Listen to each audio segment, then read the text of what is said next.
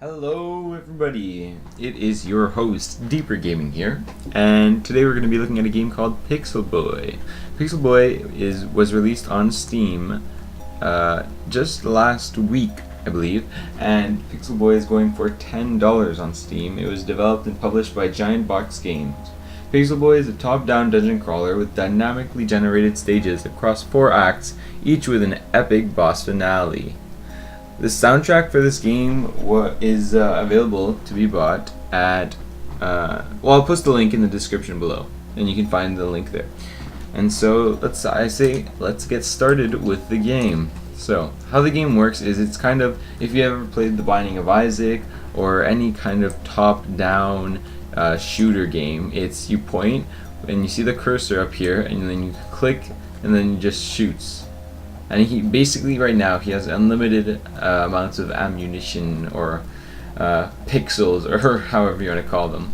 So if we go in this elevator, we can visit the town, but not right now because it's level 1, stage 1, and there's no purpose because we have no money and no keys to really go and visit the town.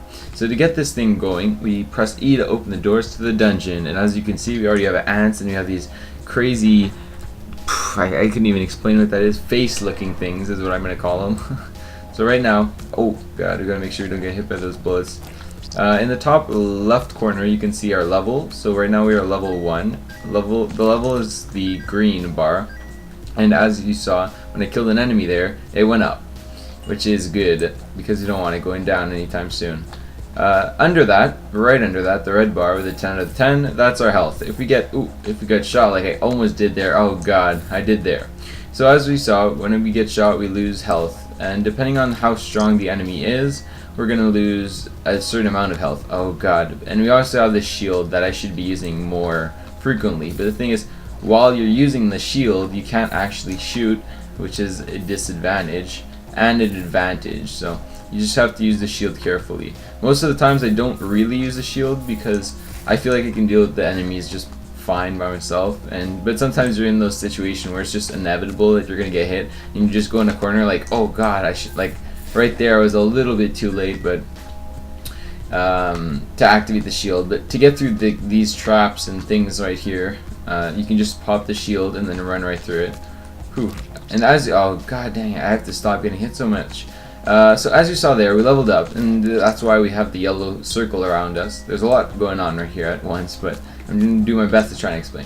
So as you saw, we just leveled up, which is why we have the ring around us, and when you level up, you can hit tab, and then you have these points, so you have health, range, damage, speed, or fire rate that you could upgrade.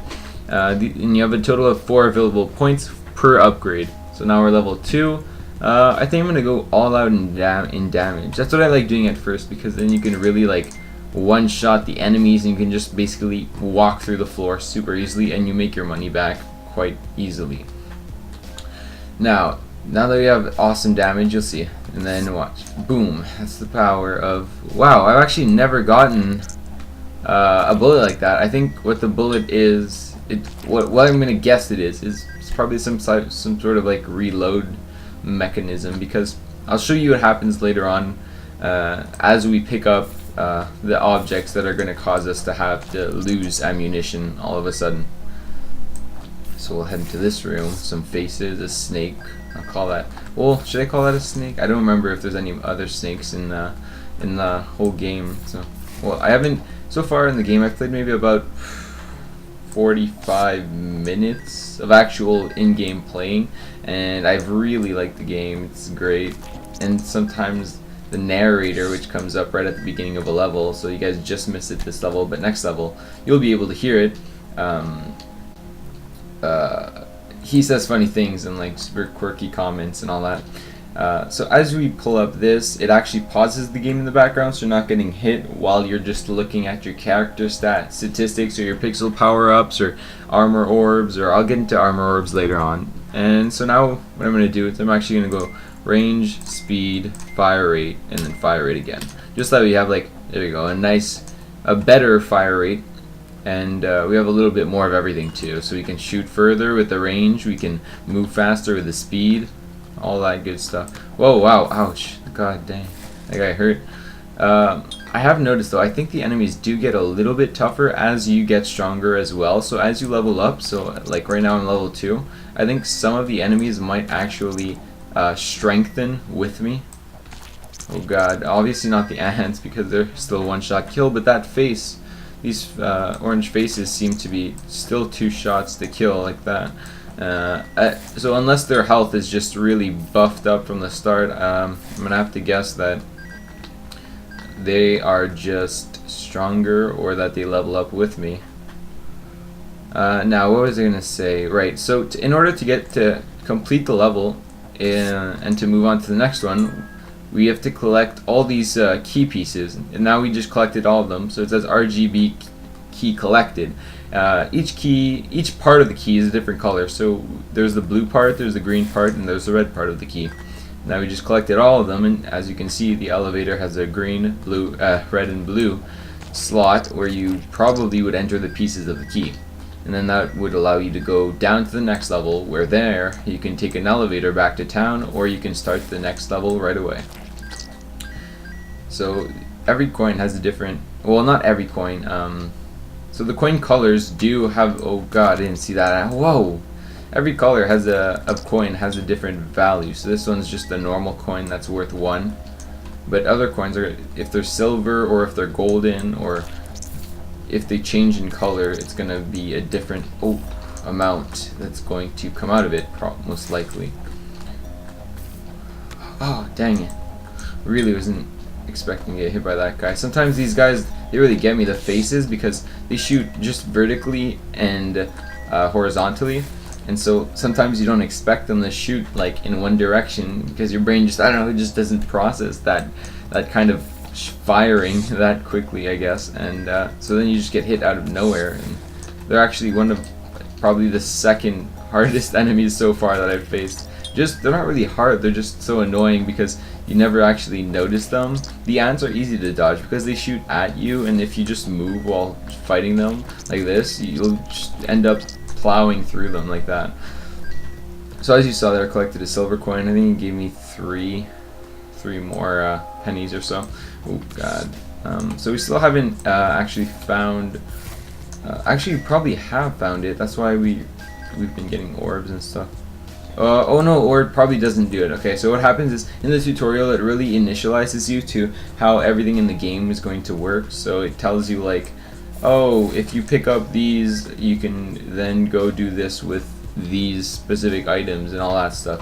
So when we hit M, we get the world map, and the world map, the dungeon level map is as well well, it's not procedurally generated, it's generated as you go. So if you go into a room and if you just pop your head in the room like this, then you go back, you're going to be able to see this part of the dungeon now, which was black before,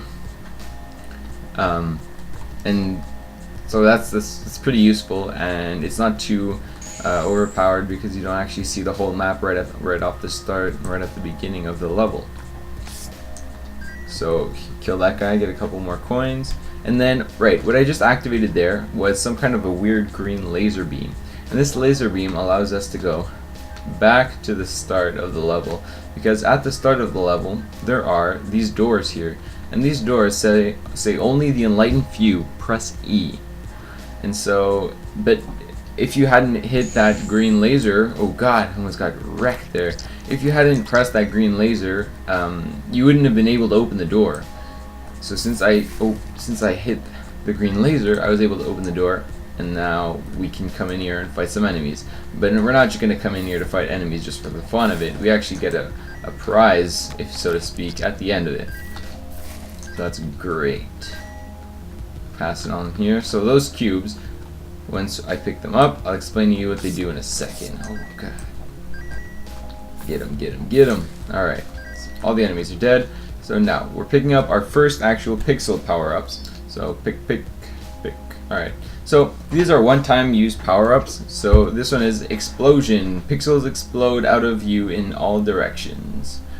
And that's a one-time use ability. So if you hit Q right now, which as you can see is the key that I'm using for my one-time use power-ups, it will use the power-up Oh, I gotta open that door too. It will use the power up and then it will be gone. But pixels will come bursting out of me and hurt enemies nearby. Hopefully hurt them. And then we got another power up, which is the F power up. Now, if you haven't played the game at all, you would know what the F power does.